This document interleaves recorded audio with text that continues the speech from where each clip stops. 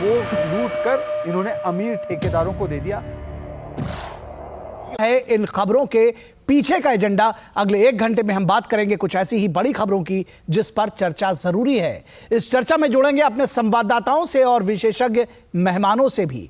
इसके साथ ही बात करेंगे तमाम खबरों पर क्या है हमारे संवाददाताओं का मत अपने खास सेगमेंट रिपोर्टर्स डायरी के जरिए। आज बात होगी छत्तीसगढ़ और मिजोरम की, जहां मतदान का दिन रहा और दिल्ली में दमघोटू हवा के बीच सियासत जारी है। सुप्रीम कोर्ट इस पर सख्त हुआ है, पराली पर पंजाब सरकार से जवाब मांगा है। तो इस विषय पर भी विस्तार से चर्चा करेंगे अपने विशेषज्ञ मेहमानों के साथ और संवाददाताओं के साथ। कर्नाटक की भी खबर करेंगे और बताएंगे कि तकरार के बीच जातिगत जनगणना की रिपोर्ट किस तरह से कांग्रेस को मुश्किलें पैदा कर रही है। इसके साथ ही साथ होंगे कई अहम सवाल और जवाब, लेकिन सबसे पहले इस वक्त की हेडलाइंस।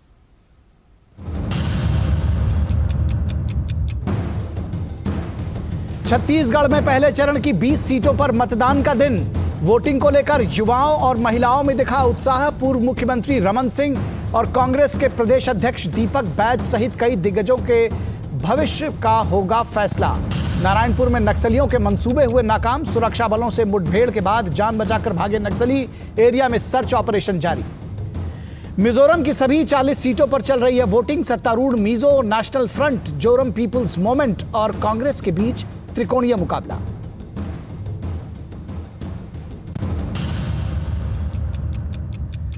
प्रधानमंत्री नरेंद्र मोदी 3 राज्यों के चुनावी दौरे पर। पीएम ने छत्तीसगढ़ के बिश्रामपुर में की जनसभा। कहा, हमें सत्ता में नहीं सेवा में है विश्वास। पीएम मध्य प्रदेश के सीधी और तेलंगाना के हैदराबाद में भी करेंगे जनसभाएं।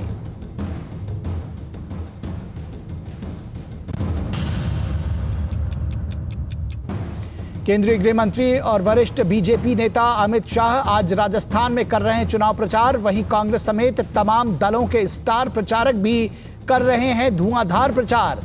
भाजपा ने तेलंगाना में आगामी चुनाव के लिए 12 उम्मीदवारों की चौथी सूची जारी की। और दिल्ली एनसीआर में बढ़ते वायु प्रदूषण पर सुप्रीम कोर्ट सख्त। कहा, सिर्फ दोषारोपण और समितियां बनाने से नहीं रुकेगा प्रदूषण। ऑड इवन सिस्टम पर भी उठाए सवाल। सुप्रीम कोर्ट ने कहा, पंजाब में पराली जलना रुकना चाहिए।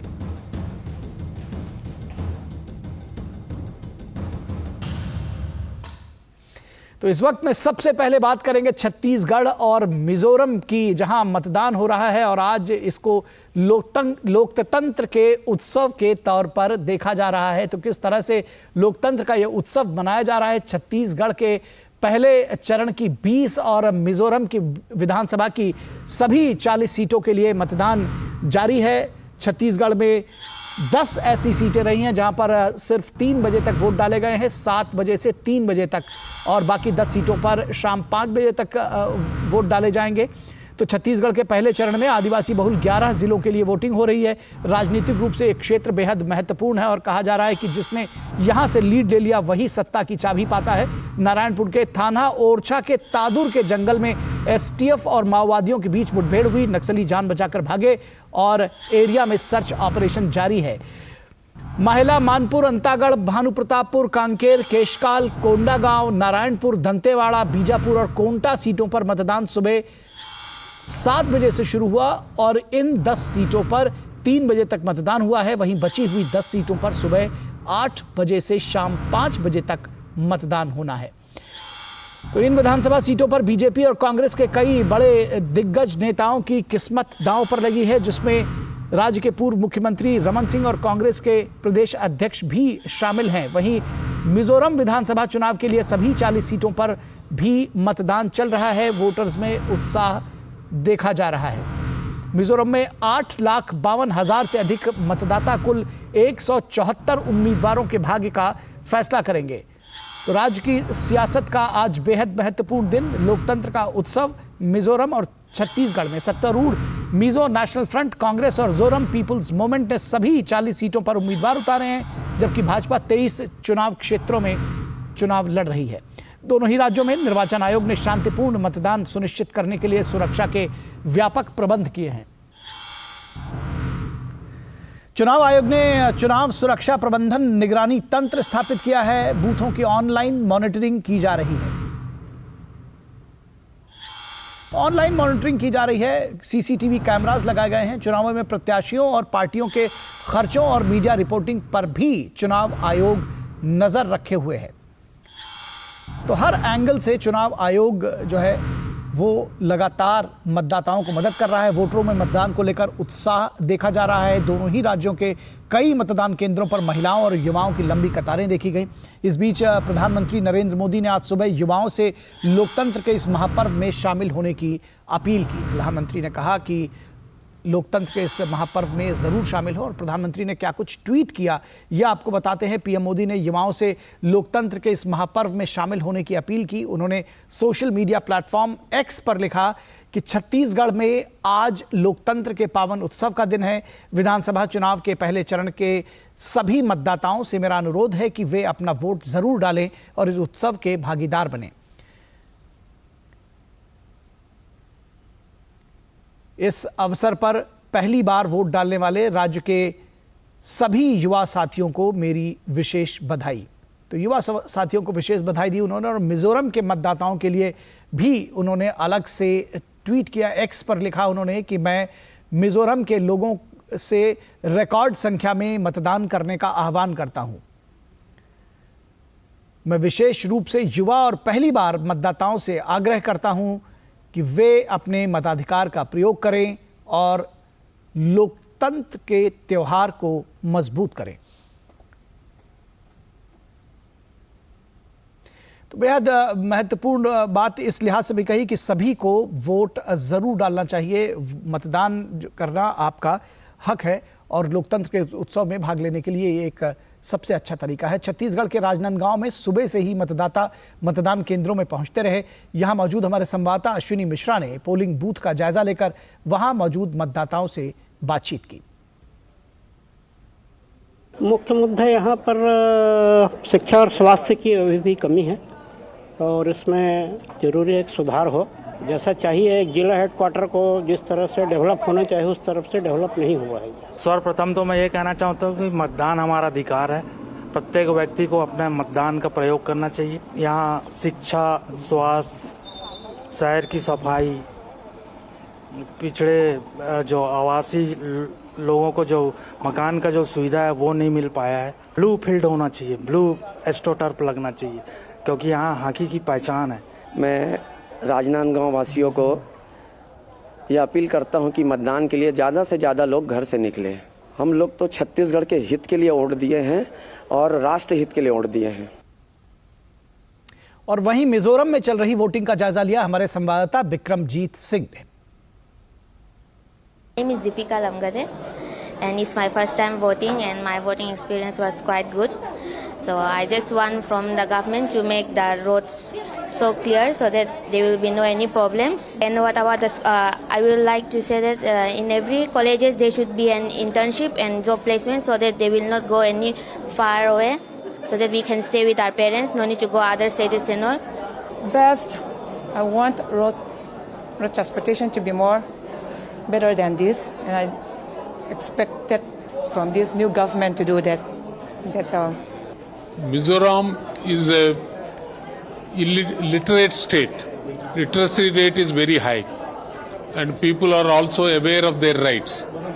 I appeal to all the people of Mizoram to vote and participate in the elections and strengthen the democracy. और इस खबर पर बातचीत करने के लिए हमारे साथ आइजॉल से हमारे संवाददाता सहयोगी बिक्रमजीत सिंह और छत्तीसगढ़ के राजनांदगांव से हमारे सहयोगी संवाददाता अश्विनी मिश्रा मौजूद है। अश्विनी, सबसे पहले आपके पास आएंगे और जानना समझना चाहेंगे किस तरह से लोकतंत्र का उत्सव आज छत्तीसगढ़ की उन 20 सीटों पर मनाया जा रहा है जहां मतदान हुआ है। 3 बजे तो 10 सीटों पर मतदान हो गया होगा। क्या रंग आपने देखा इन सीटों पर? क्या कुछ ग्राउंड जीरो से जानकारी देंगे?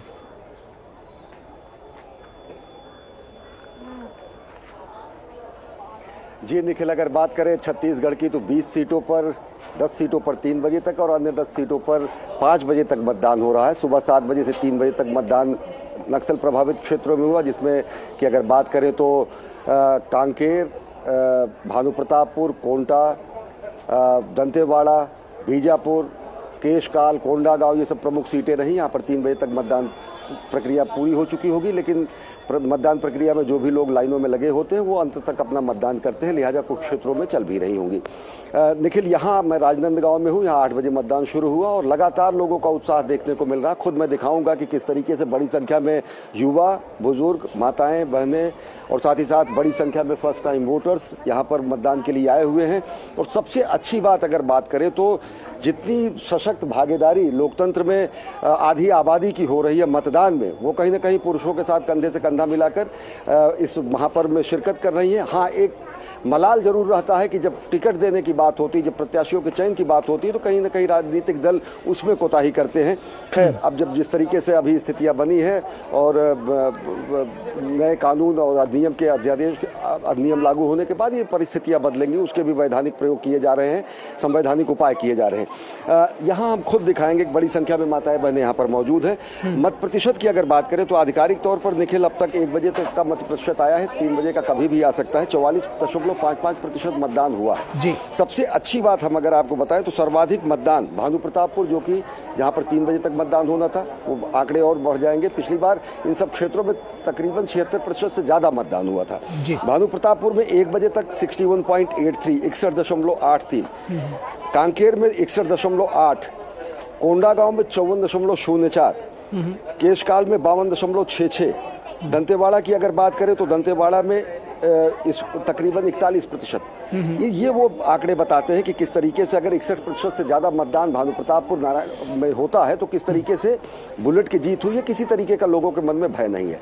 आपने इससे पहले अभी न्यूज़ में जिक्र किया कि एक जगह पर जो लैंड डोमिनेटिंग हमारी टीम होती है सुरक्षा कर्मियों की, वो जा रही थी, नक्सलियों के पाँव वहाँ से उखड़ गए, एक AK-47 बरामद होने की बात कही जा रही है और ये भी माना जा रहा है कि कुछ मृत भी हो सकते हैं नक्सली या घायल हो सकते हैं। सुरक्षा बलों को कोई आंच नहीं आई है। पूरी अगर मतदान प्रक्रिया की बात करें तो 600 से ज़्यादा बूथों पर त्रिस्तरीय सुरक्षा व्यवस्था की गई थी, जिसमें सेंट्रल आर्म पुलिस फोर्सेस के लोग, स्थानीय पुलिस के लोग और साथ ही साथ नक्सल एक्सपर्ट जो हमारी टीम्स हैं वो उनके कमांडोज तैनात थे। 196 से ज़्यादा संवेदनशील बूथों पर हेलीकॉप्टर के जरिए मतदान कर्मियों, सुरक्षा कर्मियों को ले आने की व्यवस्था की गई है। इन सब क्षेत्रों में तकरीबन 10 क्षेत्रों में जिनके हमने नाम बताया, वहाँ पर मतदान की प्रक्रिया 3 बजे तक थी। 8 बजे से 5 बजे तक की प्रक्रिया, जहाँ मैं राजनांदगांव में हूँ जी, खुज्जा है, पंडरिया है, डोंगरगांव है, डोंगरगढ़ है, कवर्धा है, इन सब सीटों पर शाम 5 बजे तक मतदान चले। एक बार हम फिर दिखाएंगे। आप नज़ारे, तस्वीरें खुद हमारे अल्फाज से ज़्यादा बयां कर देती हैं कि किस तरीके से अभी भी बड़ी संख्या में माताएं, बहनें, युवा अपने मताधिकार का प्रयोग करने आए हुए हैं, जो कि उनका संवैधानिक अधिकार भी है, उनका संवैधानिक बिल्कुल। ये तस्वीरें उत्साहित करने वाली हैं अश्विनी। ये तस्वीरें आंकड़े जब चुनाव आयोग द्वारा जारी किए जाएंगे तो ये उम्मीद करेंगे पिछली बार से ज़्यादा होंगे। जी जी जी बिल्कुल। और जो आपने वर्णन किया, जो आपने विवरण दिया और जो तस्वीरें आपने दिखाई, वो निश्चित तौर पर उत्साहित करने वाली है। विक्रमजीत के पास चलते हैं। विक्रमजीत, बड़े विस्तार से अश्विनी ने बताया कि किस तरह से शांतिपूर्ण माहौल में ये वोटिंग छत्तीसगढ़ में चल रही है। एक जगह नक्सलियों ने कुछ गड़बड़ करने की कोशिश की थी तो वहाँ से भी उनको धकेल दिया गया और उनको बड़ी क्षति उठानी पड़ी। फिलहाल मिजोरम के क्या हाल है, किस तरह से चुनावी रंग है वहाँ पर? सभी 40 सीटों के लिए वोट डाले जा रहे हैं ग्राउंड जीरो से। क्या रिपोर्ट बताएंगे आप हमारे दर्शकों को? देखिए, 1 बजे तक का जो आंकड़ा आया है उसके हिसाब से 50% के करीब जो है मतदान हुआ है, लेकिन अभी 3 बजे तक का आंकड़ा आना अभी बाकी है। 4 बजे तक यहाँ पर वोटिंग होनी है। लेकिन जो मिजोरम है, यहाँ ये पूरी तरह एक शांति प्रिय प्रदेश है। मतदाता काफ़ी जागरूक है। किसी प्रकार की अप्रिय घटना जो है का समाचार यहाँ पर अभी तक कोई बड़ी अप्रिय घटना का समाचार यहाँ नहीं मिला है। इसके कहीं ना कहीं पर इसका अगर श्रेय जाता है तो वो सुरक्षा बलों को जाता है, जिस प्रकार के, या चुनाव आयोग को जाता है, जिस प्रकार के पुख्ता इंतजामात उनके द्वारा किए गए हैं। इसके अलावा अगर वोटर की बात की जाए तो तकरीबन 40 विधानसभा सीटों के में जो है 8.5 लाख के करीब जो है वोटर है। उसमें से 2.25 लाख जो है केवल आजोल जिला, जिस जिले में इस समय मैं मौजूद हूँ, इसी में ही मौजूद है। तो इसके अलावा अगर देखा जाए तो महिलाओं का जो मतदाता है वो पुरुष मतदाताओं के मुकाबले में ज़्यादा है। और पिछली बार के मुकाबले में इस बार जो है 1276 पोलिंग बूथ बनाए गए हैं, जो पिछली बार के मुकाबले में तकरीबन 115 पोलिंग बूथ से ज़्यादा, यानी कि लोगों को सुविधा देने के काफ़ी प्रयास किए गए हैं। उनको ये प्रयास किया गया है कि उनको पोलिंग करने के लिए बहुत ज़्यादा दूर नहीं जाना पड़े। इसके अलावा गांव हो या वाटरवेज का भी इस्तेमाल किया गया है, नौका कश्ती का भी इस्तेमाल किया गया है। ज्योग्राफिकल कंडीशन ऐसी है मिजोरम की कि कहीं जो है रात का स्टे भी हो सकता है, तो ऐसे में वहाँ पर किस प्रकार के इंतजामात होंगे, किस प्रकार से वहाँ पर सुरक्षा के ईवीएम की सुरक्षा के इंतजाम होंगे, तो उसके भी पुख्ता इंतजाम जो है किए गए हैं। राजनीतिक दलों की अगर बात की जाए तो सभी राजनीतिक दल जो है अपनी अपनी जीत के दावे करने जो है शुरू कर दिए हैं। राजनीतिक दलों के द्वारा चाहे वो स्थानीय पार्टी जो है ZPM हो या फिर MNF हो, सभी अपने जो कार्यक्रम है उनके माध्यम से दावा कर रहे हैं कि वो अगली सरकार बनाने जा रहे हैं। हालांकि नतीजे क्या कहेंगे ये देखने वाली बात होगी, लेकिन दावे जो हैं राजनीतिक दलों के द्वारा किए जा रहे हैं। हालांकि राजनीतिक पंडितों के द्वारा ये भी दावे किए जा रहे हैं कि क्या अलायंस की स्थिति हो सकती है, जिसको कि दोनों ही जो MNF हो या ZPM हो इसको नकार रहे हैं और पूर्ण बहुमत का दावा कर रहे हैं यहाँ पर। ठीक बात है, बहुत शुक्रिया इस तमाम बातचीत के लिए अश्विनी आपका और विक्रमजीत आपका, और इन तमाम तस्वीरों को हम तक पहुंचाने के लिए बहुत शुक्रिया। और अब दिल्ली में दमघोटू हवा के बीच सियासत जारी है, सुप्रीम कोर्ट सख्त हुआ है। इस पूरी खबर पर विस्तार से बातचीत करेंगे, चर्चा करेंगे, खबर दिखाएंगे और इस पर हम चर्चा भी करेंगे अपने विशेष मेहमानों के साथ। लेकिन रुकेंगे एक छोटे से ब्रेक के लिए, आप कहीं मत जाइएगा, जल्द हाजिर होंगे। अलग हैं हम, ये रफ्तार नई है, ये रफ्तार सही है, ये जज्बा नया है, खुद ब खुद नया है। आयशर प्राइमर G3, जज्बा नया, जीत नई। तुम्हें पता है इन्वेस्टर्स के लिए एक इन्वेस्टर प्रोटेक्शन फंड होता है IPF, लेकिन अगर तुम्हारा ट्रेड एक्सचेंज पर एग्जीक्यूट नहीं हुआ या फिर कोई गारंटीड रिटर्न्स वाली स्कीम है तो ये IPF आपकी मदद नहीं कर सकता है। और अगर आपका ब्रोकर ही डिफॉल्टर बन जाए तो फिर IPF आपको कॉम्पेंसेशन दिला सकता है। कहां से सीखा? NSE की साइट पर। समझकर इन्वेस्ट कर। ब्रेक के बाद एक बार फिर आप सभी का स्वागत है और अब बात करेंगे दिल्ली में दमघोटू हवा के बीच सियासत जारी है और मामला सुप्रीम कोर्ट में पहुंचा है, जहां सुप्रीम कोर्ट ने पंजाब सरकार को से सख्ती दिखाई है, एक तरह से फटकार लगाई है और कहा है कि पराली जलना रुकना चाहिए। सुप्रीम कोर्ट ने आज दिल्ली प्रदूषण पर ब्लेम गेम खेलने के बजाय पंजाब सरकार को पराली जलाने पर पूर्णतया रोक लगाने का आदेश दिया है। सुप्रीम अदालत ने कहा कि आप कुछ भी करिए लेकिन पराली नहीं जलनी चाहिए। कोर्ट की सख्ती ने आम आदमी पार्टी की सरकार को एक बड़ा झटका दिया है। इन दिनों दिल्ली में लोग जहरीली हवा का सामना कर रहे हैं। दिल्ली में आम आदमी पार्टी के नेता प्रदूषण के लिए पड़ोसी राज्यों को जिम्मेदार ठहरा रहे हैं, तो अदालत ने कहा कि ब्लेम गेम खेलना बंद करिए। वहीं पड़ोसी राज्य पंजाब में पराली जलाने की घटनाएं रुक नहीं रही हैं। इस साल पंजाब में पराली जलाने की घटनाओं ने 20,000 का आंकड़ा पार कर लिया है। दिल्ली में वायु गुणवत्ता सूचकांक यानी AQI लगातार गंभीर बना हुआ है। कल शाम तक AQI 423 जो कि गंभीर था दर्ज किया गया। प्रयास के नाम पर आम लोग सफर कर रहे हैं, लेकिन दिल्ली सरकार का समाधान ऑड इवन पर खत्म हो जाता है, लेकिन सियासत हावी है क्योंकि हर बार ऑड इवन, और आज अदालत ने भी पूछा कि इस ऑड इवन से आखिर फायदा क्या हुआ है पिछली बार, इसके भी डेटा लेकर आइए। ईडी के एक समन को केजरीवाल ठुकरा चुके हैं। अब कहा जा रहा है कि केजरीवाल जेल से सरकार चलाएंगे। आम आदमी पार्टी के विधायकों की मीटिंग में यह तय हुआ है कि अगर शराब घोटाले में मुख्यमंत्री अरविंद केजरीवाल को गिरफ्तार किया गया तो वे जेल से सरकार चलाएंगे। ये शायद पहली बार ऐसा होगा। आम आदमी पार्टी के नेता सौरभ भारद्वाज ने कहा है कि गिरफ्तारी की स्थिति में कैबिनेट की बैठक जेल में हुआ करेगी और अफसर जेल में ही बुलाए जाएंगे। तो तो क्या अभूतपूर्व स्थिति होगी, यह भी समझने की जरूरत है। हालांकि आम आदमी पार्टी के 2 मंत्रियों ने जेल जाने के बावजूद लंबे समय तक त्यागपत्र नहीं दिया था, आपको यह भी याद होगा। विपक्ष का आरोप है कि केजरीवाल लोगों के बीच परसेप्शन बना रहे हैं और अपने आप को बेदाग बता रहे हैं, लेकिन सांच को आंच कैसी, अगर वे बेदाग हैं तो डर किस बात का। और इस पूरे विषय पर बीजेपी के नेता प्रवेश वर्मा सांसद हैं, क्या कुछ कह रहे हैं वो, आइए सुनते हैं। ये वो लोग हैं जब ये सत्ता में आए थे तो ये कहकर आए थे कि हम पूरी राजनीति को बदल देंगे, हम जो है ईमानदारी का चेहरा ओढ़कर आए थे, और आज सारा ही मंत्रिमंडल पूरा तिहाड़ जेल में बैठा है। तो ये इस बात को इसलिए कह रहे हैं क्योंकि इनको मालूम है कि अरविंद केजरीवाल भी पूरे घोटाले में शामिल है और उसका भी जेल जाना तय है।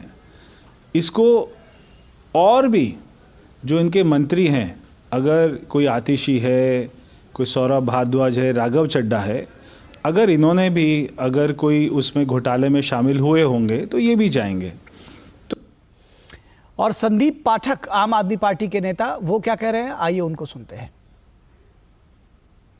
मीटिंग में सभी विधायकों ने सिर्फ एक ही मांग रखी केजरीवाल जी से कि आप जो मर्जी हो जाए, आप रिजाइन मत करना। सारे विधायकों का यही मानना था कि रिजाइन किसी भी परिस्थिति में करना ही नहीं है। सारे लोगों का यह भी मानना था कि अगर केजरीवाल जी को वो जेल में लेकर भी जाते हैं, खुदा न खास्ता, जो कि ऐसा लग रहा है जिस तरीके से इनके षड्यंत्र चल रहे हैं, अगर केजरीवाल जी को जेल में डालते भी हैं तो सरकार आप जेल से चला लेना, केजरीवाल जी सरकार आप जेल से चला लेना, लेकिन आप रिजाइन मत करना।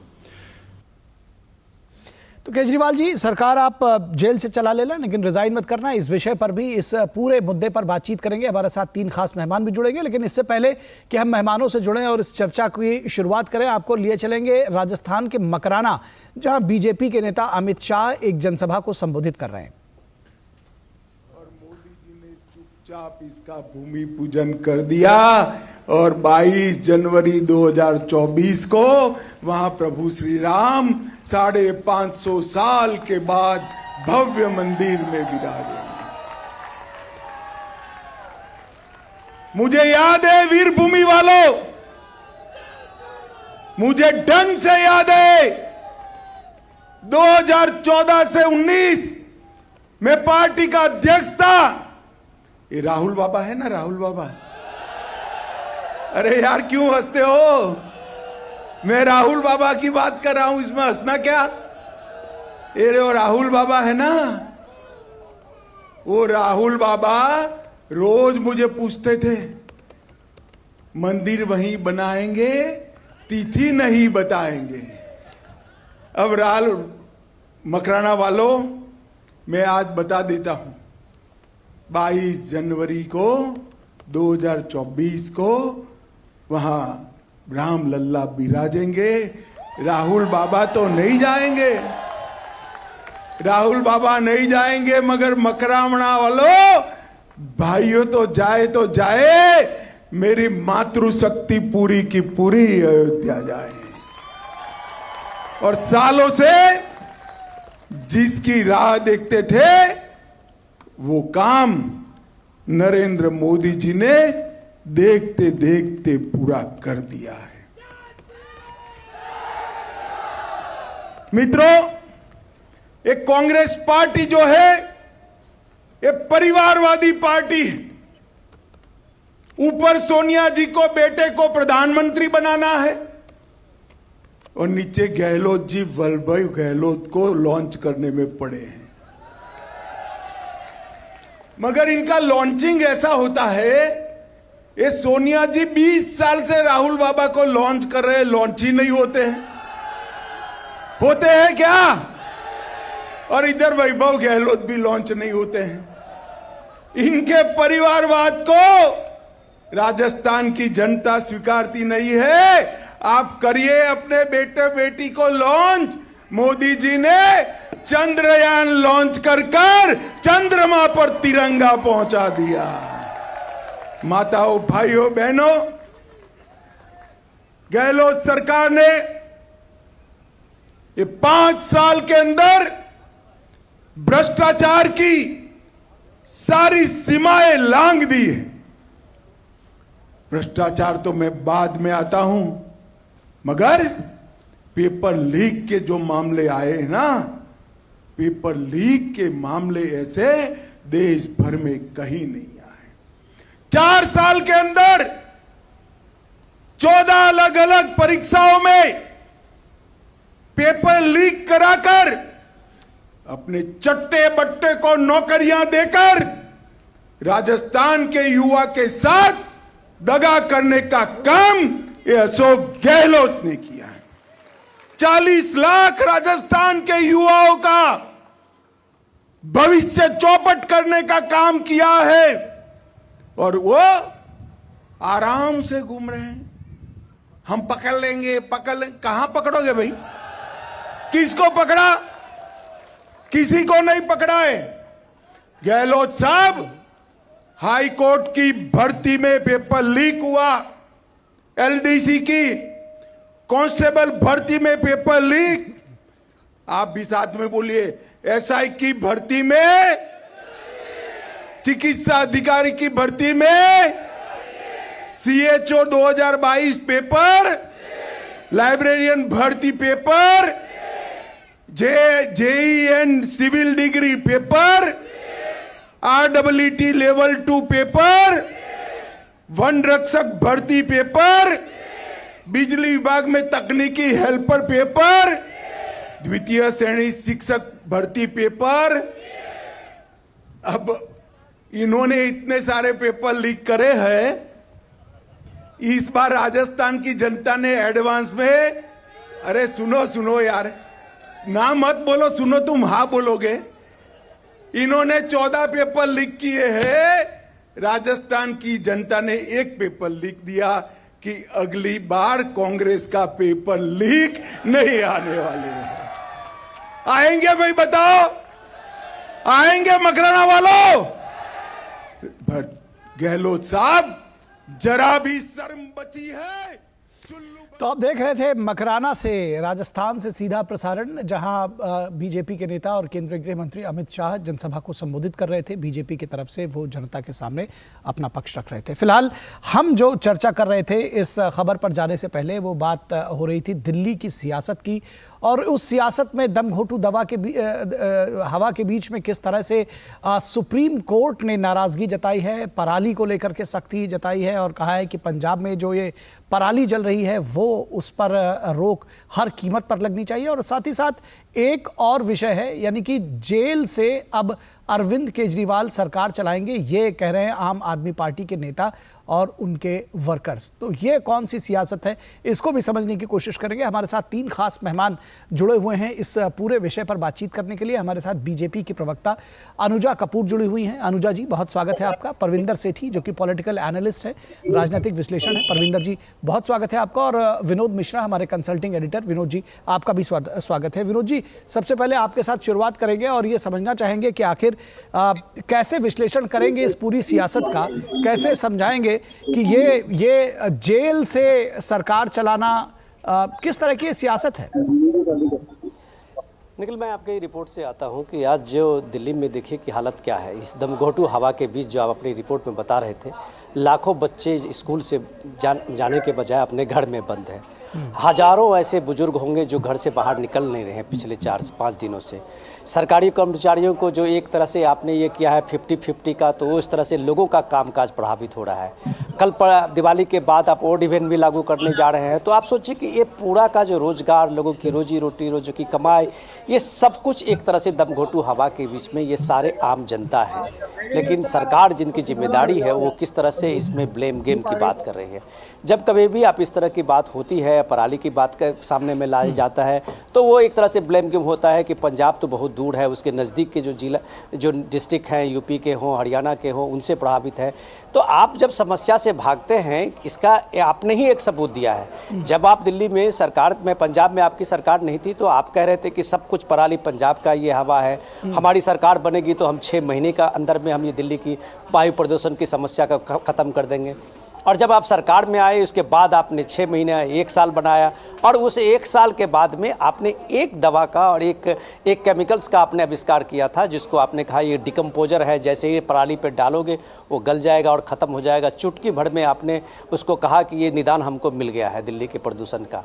लाखों करोड़ों रुपया आपने एडवर्टीजमेंट पे खर्चा किया। तो आज सुप्रीम कोर्ट ने वही बात कांग्रेस केजरीवाल को याद दिलाई है कि आपका वो डिकम्पोजर जो था वो कहाँ गया, वो जो आविष्कार आपका सामने में आया था उसको थोड़ा सा और आगे बढ़ाइए।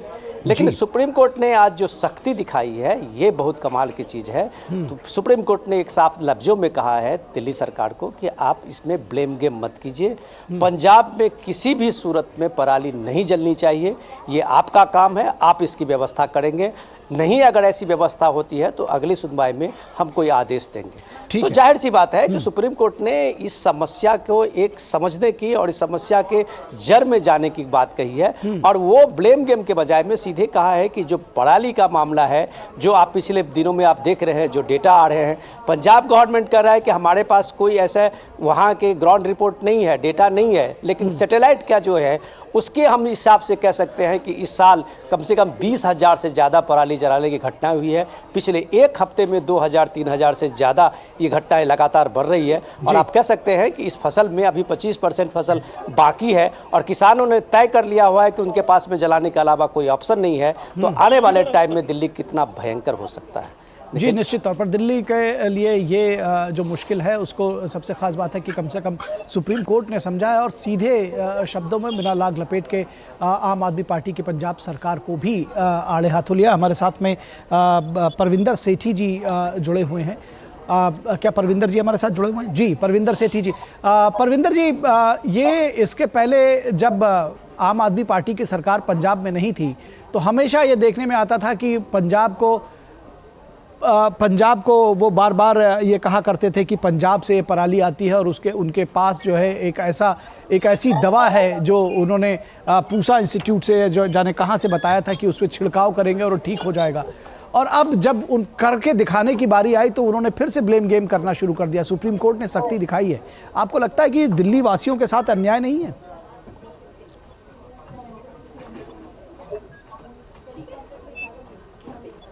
हेलो जी जी आवाज आ रही है आपको? जी परविंदर जी बिल्कुल।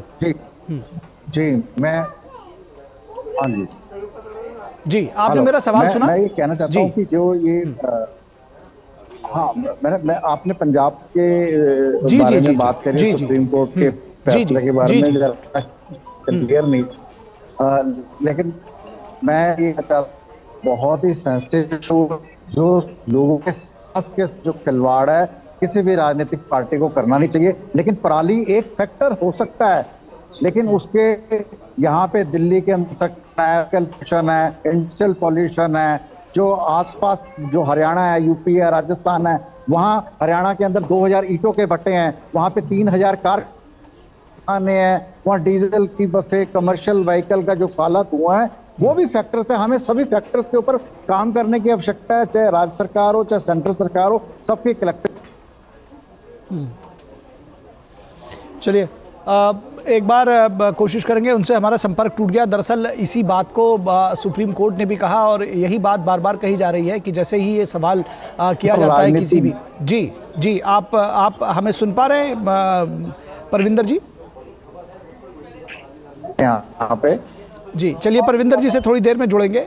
लेकिन जो बात मैं कह रहा था कि दरअसल जो बात सुप्रीम कोर्ट भी कह रहा है और जो बात बार बार उठाई जा रही है, मैं आऊँगा अनुजा कपूर जी के पास कि अनुजा जी, जो बात बार बार कही जा रही है कि आम आदमी पार्टी हर बात पर, चाहे उनका कोई समर्थक ही क्यों ना हो, वो तुरंत हरियाणा, राजस्थान, उत्तर प्रदेश यहाँ की बात करते हैं और कहते हैं कि इसको एक समग्र तरीके से देखने की ज़रूरत है। देखने की ज़रूरत तो है, लेकिन बार बार इसमें पॉलिटिक्स की बात वही करते हैं। आपको लगता है कि इस तरह से जो ये पूरा मामला है इसको सुलझाने के लिए एक दृढ़ राजनीतिक इच्छा शक्ति की भी ज़रूरत है और सचमुच उस पर मिलकर काम करने की ज़रूरत है?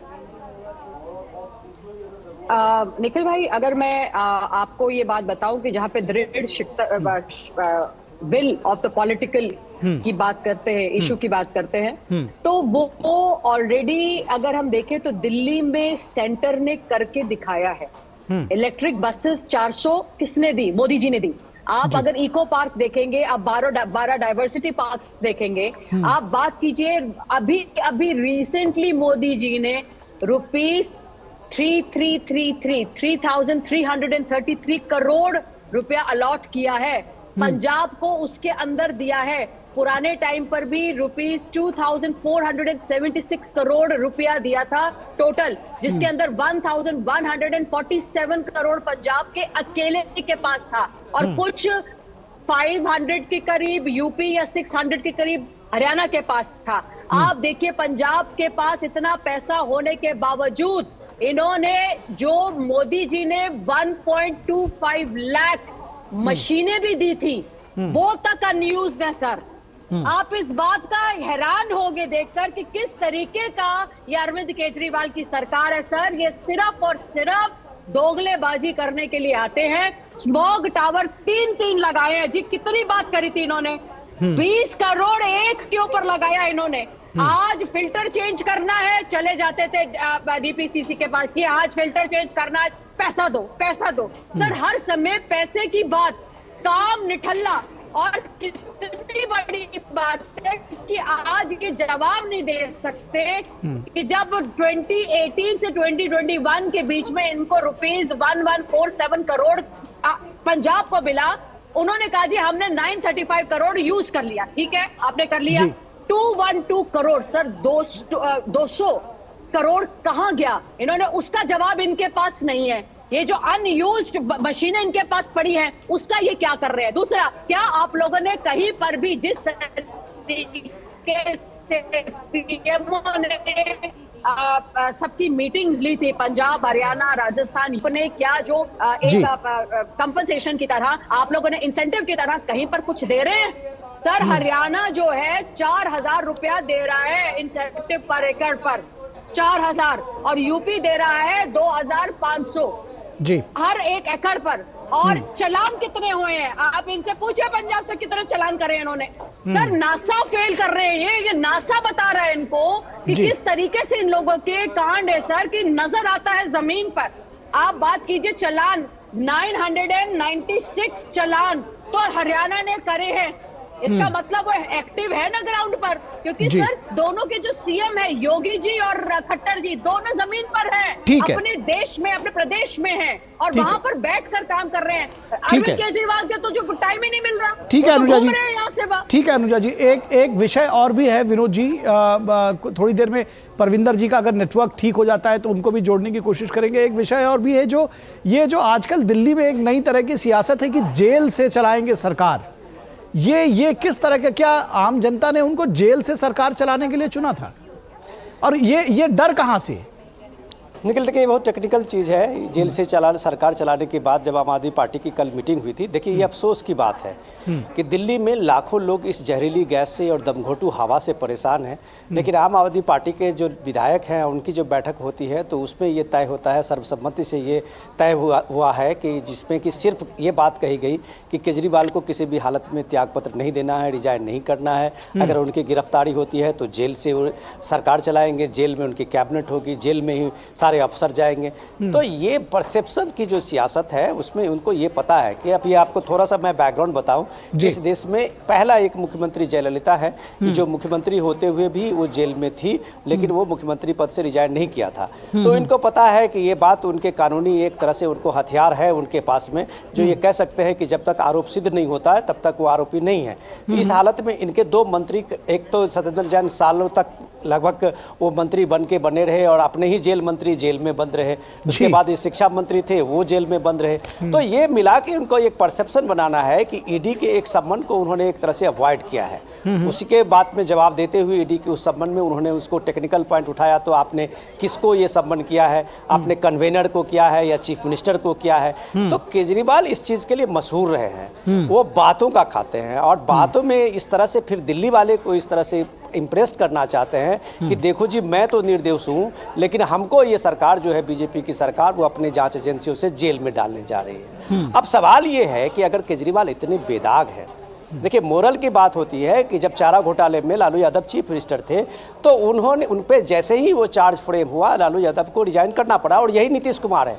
जो उनके रिजर्वेशन की मांग की थी और लालू यादव को रिजाइन करना पड़ा था और अपनी पत्नी को राबड़ी देवी को मुख्यमंत्री बनाया था। तो इस तरह की घटनाएं देश में हुई है और इस तरह की घटनाएं जब चीफ मिनिस्टर पे आरोप लगते हैं तो मोरल के ग्राउंड पे कई चीफ मिनिस्टर ने इस तरह से रिजाइन किया है। आप उमा भारती को देख सकते हैं कि चीफ मिनिस्टर लंबी फहरिस्त रही है। इसमें हमारे साथ में परविंदर सेठी जी भी जुड़े हुए हैं। परविंदर सेठी जी, ये किस तरह की नई किस्म की सियासत है जो दिल्ली को के लोगों को देने के लिए आए थे? आप कह रहे थे कि एक नई तरह की सियासत देंगे, अरविंद केजरीवाल ने दावा किया था। ये नई तरह की सियासत है कि इस बात की तैयारी चल रही है कि जेल से सरकार चलाएंगे? और सबसे खास बात है कि इतना डर क्यों? अगर कुछ किया नहीं है तो डर किस बात का है?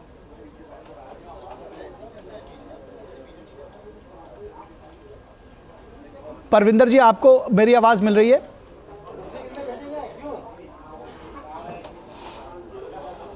परविंदर जी का से संपर्क नहीं हो पा रहा है, कुछ नेटवर्क की दिक्कत है उनके एंड से।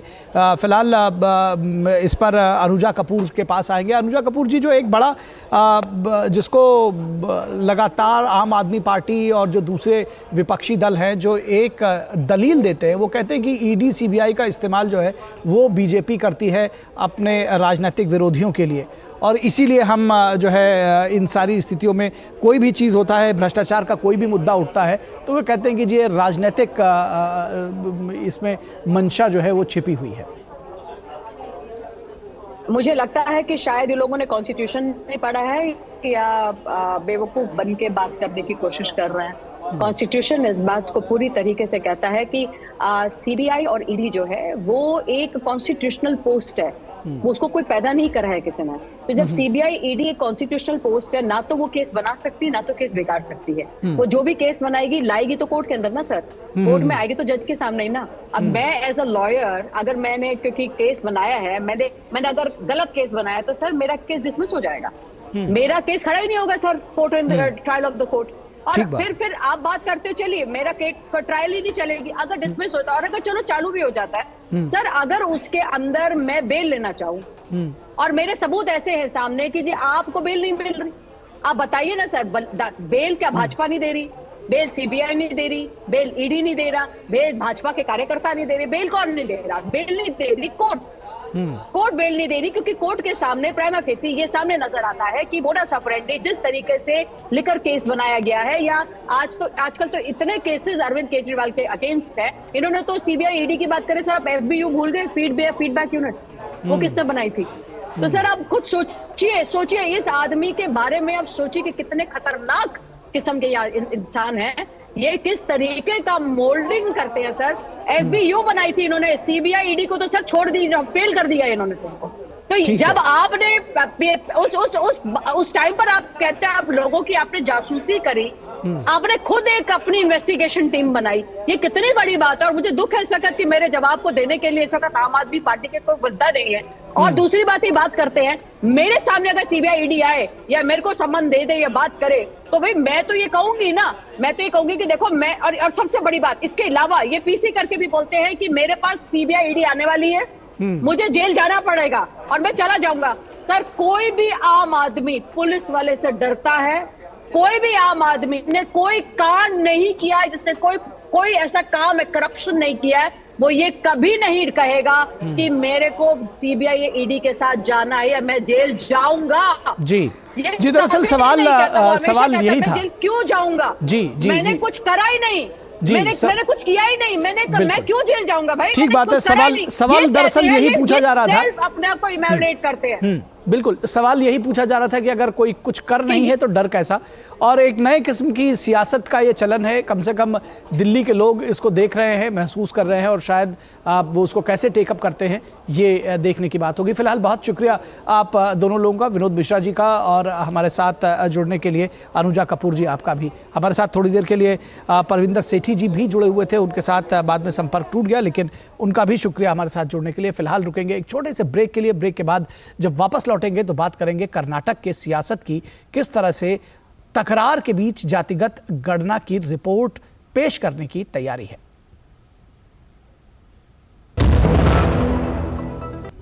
अलग हैं हम, ये रफ्तार नहीं है, ये रफ्तार सही है, ये जज्बा नया है, खुद ब खुद बना है। आयशर प्राइमर G3, जज्बा नया, जीत नई।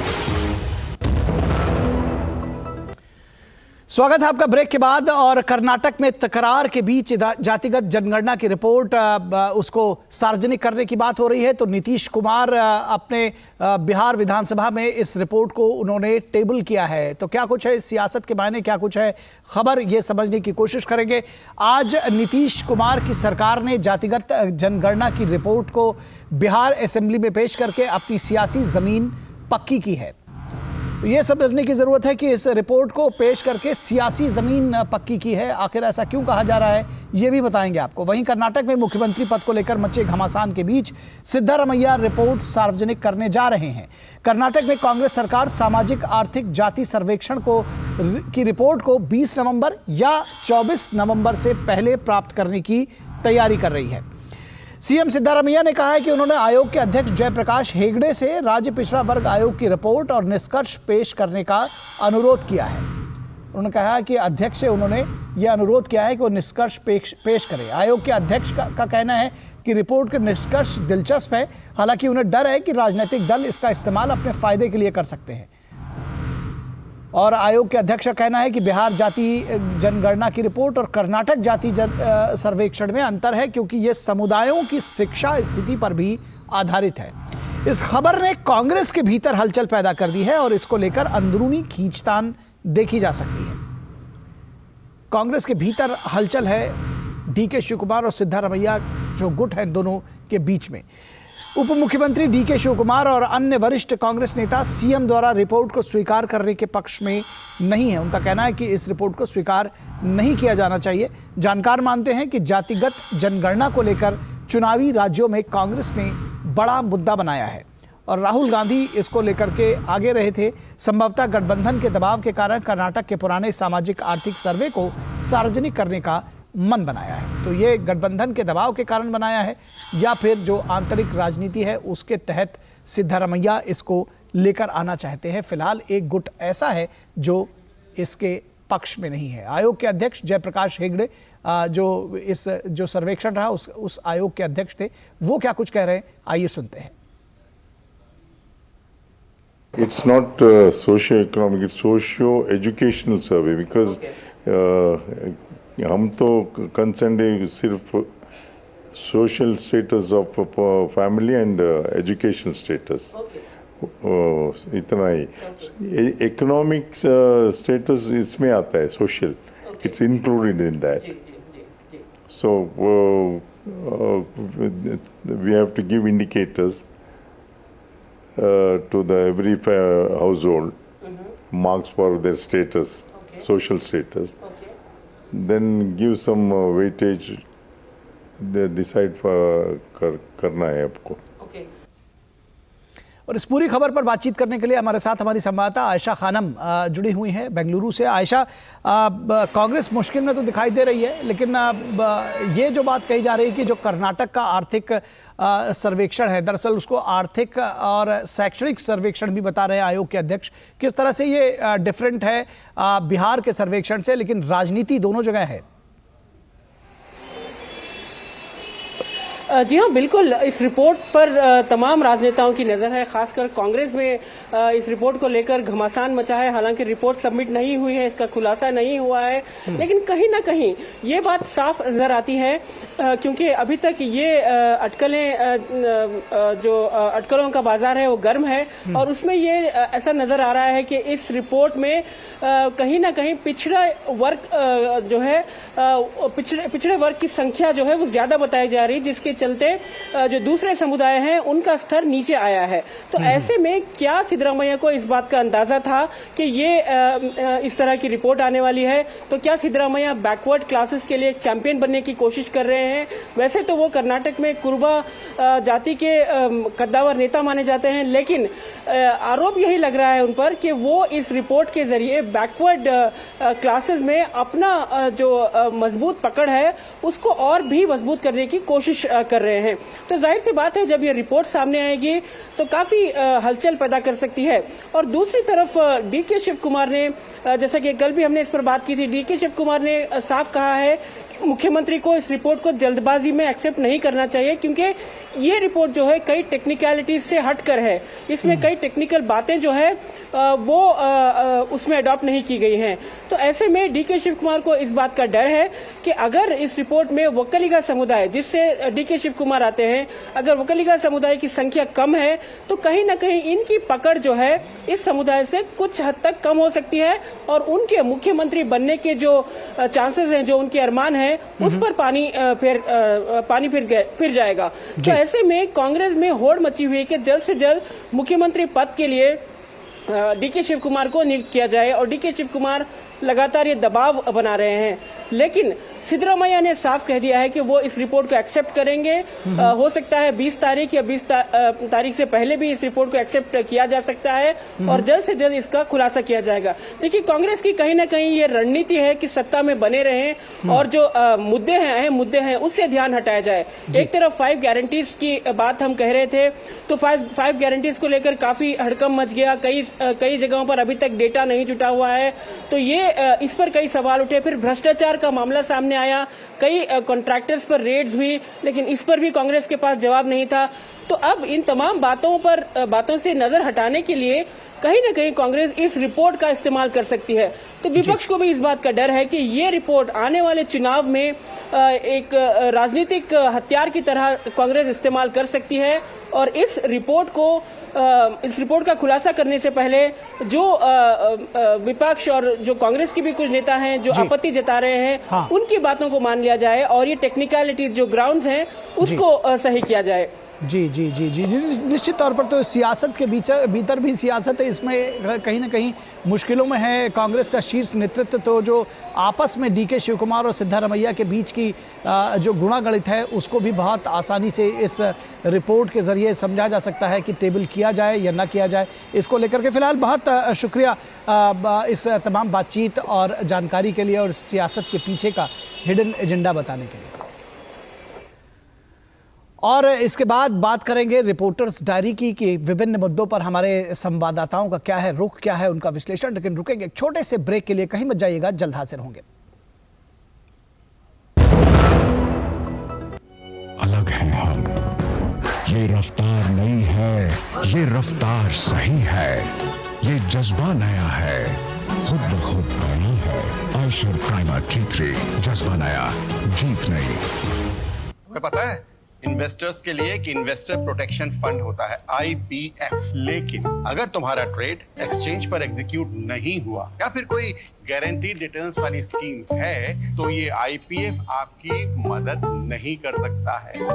और अगर आपका ब्रोकर ही डिफॉल्टर बन जाए तो फिर IPF आपको कॉम्पेंसेशन दिला सकता है। कहां से सीखा? NSE की साइट पर। सोच कर समझ कर इन्वेस्ट कर। ब्रेक के बाद एक बार फिर आप सभी का स्वागत है और विभिन्न मुद्दों पर हमारे संवाददाताओं का क्या है मत, क्या है उनका विश्लेषण, ये जानेंगे अपने विशेष सेगमेंट रिपोर्टर्स डायरी में।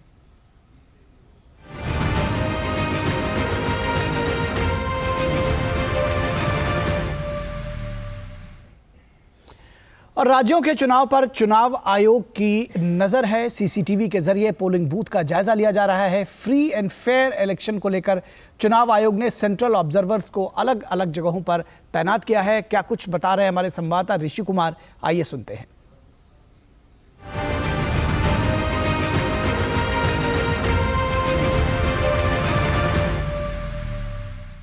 छत्तीसगढ़ और मिजोरम में इस समय वोटिंग चल रही है और चुनाव आयोग हमेशा की तरह इन सभी जगहों पर जहां पर चुनाव होते हैं एक तगड़ी मॉनिटरिंग सिस्टम को बनाकर चुनावों पर निगरानी रखता है। सबसे पहले उसकी नज़र रहती है सुरक्षा के पहलू पर, जिसमें कि सुरक्षा तंत्र प्रणाली के तहत वह तमाम जो मॉनिटरिंग सिस्टम है जिसमें कि वो वेबकास्टिंग के ज़रिए सुरक्षा के इंतज़ामों को तो देखता ही है, साथ ही साथ वो इस बात को भी देखता है कि किस तरीके से मतदान चल रहा है, ईवीएम की कंडीशंस क्या है और ईवीएम को लेकर कोई भी गड़बड़ी है तो उसको तुरंत उसको ठीक करने को लेकर किस तरीके के इंतज़ाम चल रहे हैं। इसके अलावा चुनावों के दौरान जो मॉनिटरिंग सिस्टम है उसमें खर्चे पर भी विशेष जोर रहता है कि इस दौरान जो राजनीतिक दल हैं, जो प्रत्याशी हैं, उनके द्वारा कितना और कैसे खर्चा किया जा रहा है। और एक बेहद महत्वपूर्ण पहलू इस बात का कि जो मीडिया है उसकी तरफ से जो रिपोर्टिंग हो रही है वो किस तरीके की है, और इसके लिए मीडिया मॉनिटरिंग तंत्र बनाया जाता है। चुनाव आयोग अपने हर पहलू को जो चुनाव से जुड़े होते हैं अब खुद उसकी मॉनिटरिंग करता है और इसको सेंट्रलाइज रूप में दिल्ली से और राज्यों की राजधानियों से मॉनिटर किया जाता है। Rishi Kumar, DD news, Delhi.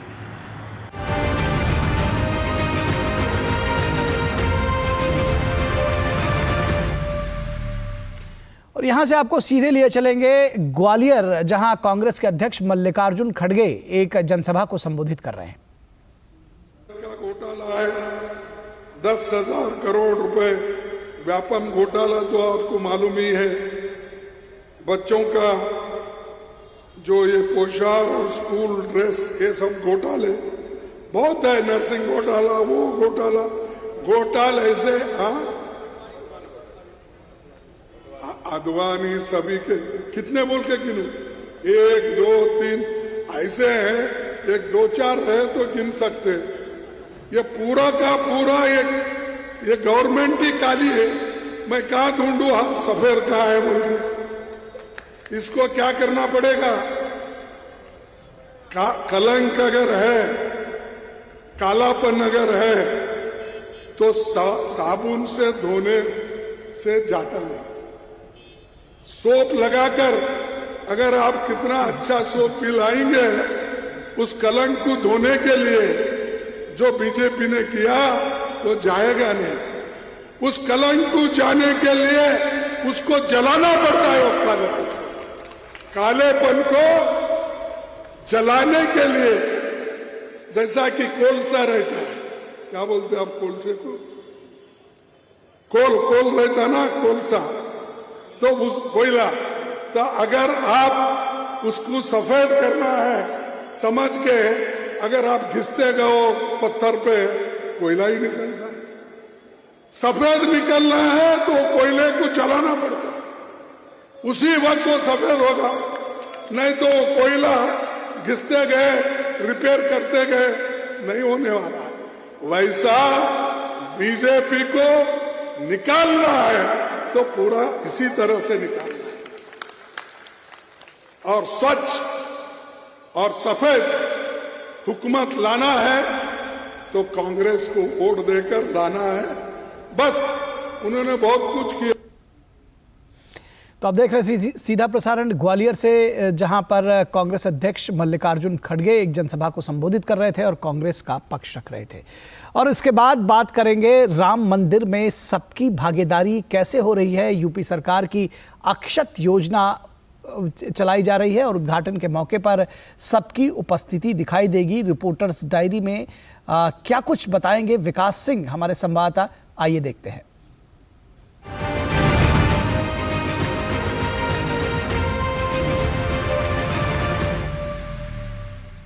सदियों की प्रतीक्षा खत्म हो गई है। जी हाँ, अब वो तारीख आ गई है जिसका हम सबको इंतजार था।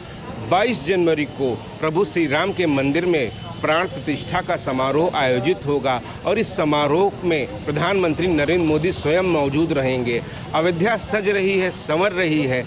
30,000 करोड़ से ज़्यादा की परियोजनाएं यहाँ पर काम कर रही हैं। अयोध्या एक बार फिर से यहाँ पर त्रेता की आभा झलकेगी। तमाम सारे समारोह हो रहे हैं, रच रही है अयोध्या, गढ़ रही है अयोध्या।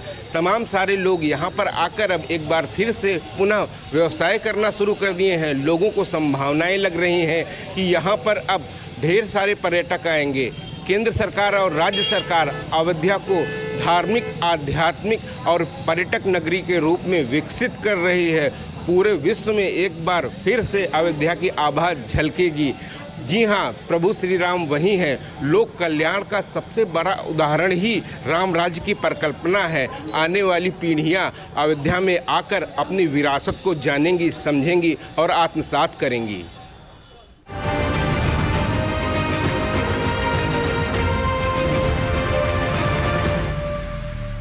इस वक्त में बस इतना ही, इजाजत दीजिए, नमस्कार।